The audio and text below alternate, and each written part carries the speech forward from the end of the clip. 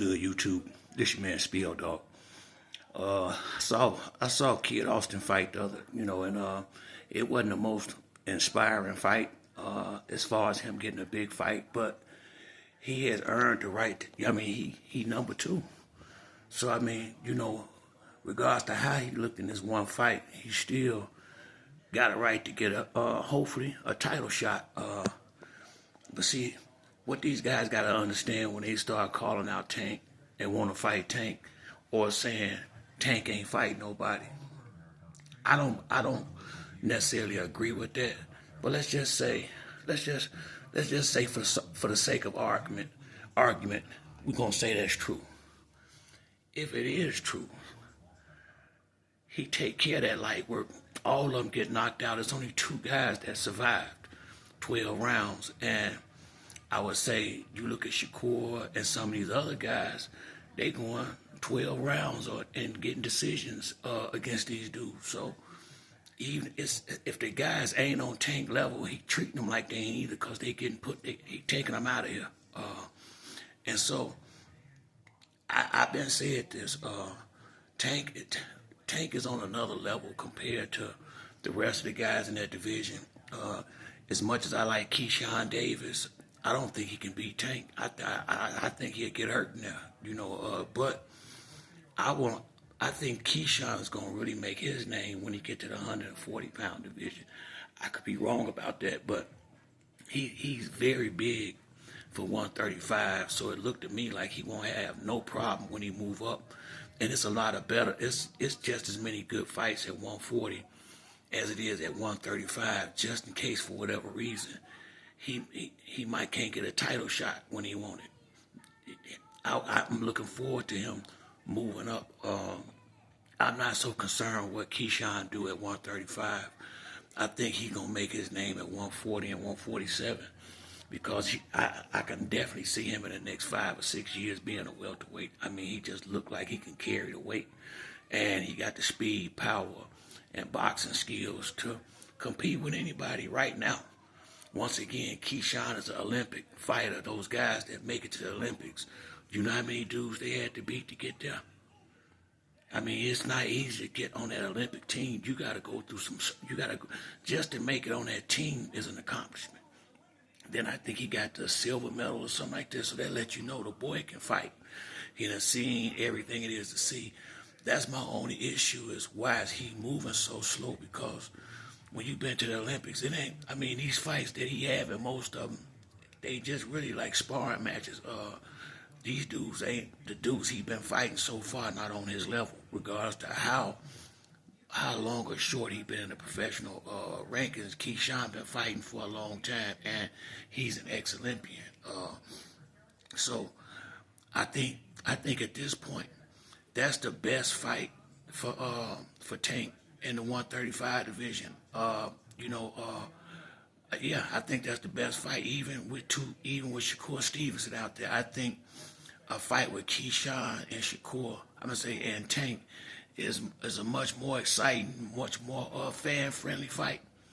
I think Keyshawn at some point will do what he got to do to try to get on the inside with Tank, or get Tank in a compromised position. And I think that's when he'll probably get set up for something real big. But I don't see Keyshawn going in there fighting scared. I don't see that. I see Keyshawn going in there with confidence, thinking he can win that fight.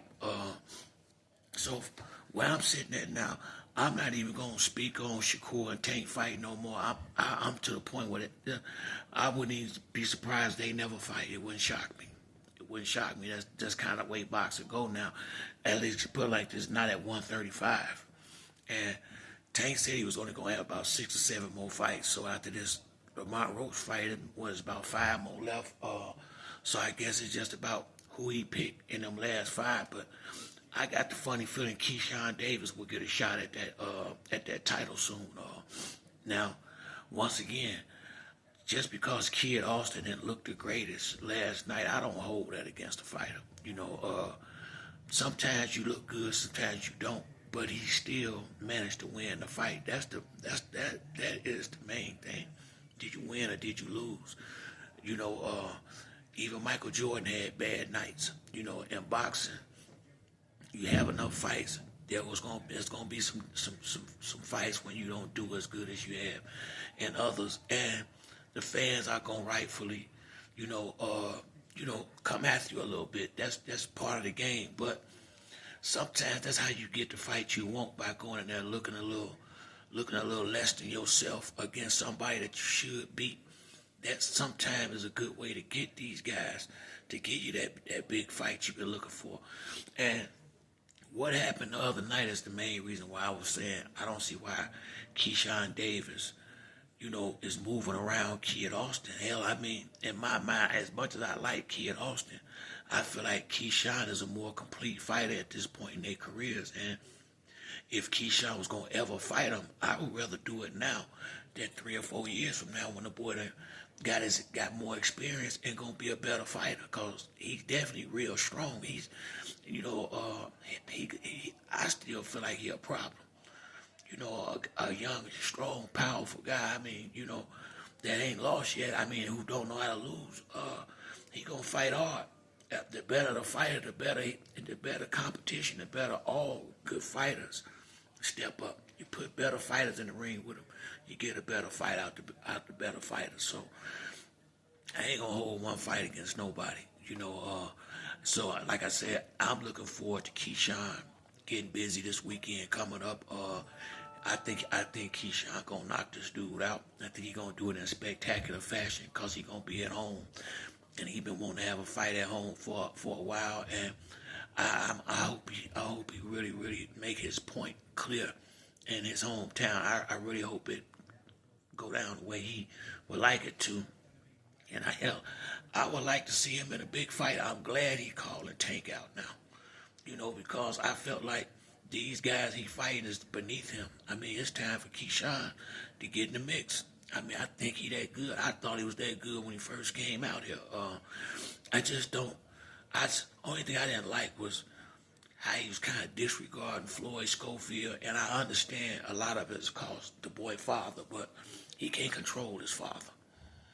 He can't control his father. So I wouldn't hold, if I'm Keyshawn, I'm not going to hold him guilty for the stuff his daddy do. He can't tell his daddy what to say and what not to say.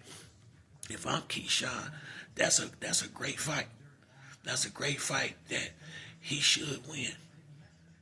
I just feel like he should. I think Keyshawn is more experienced and more polished at this point in their careers. I've been saying that as much as I like Kid Austin.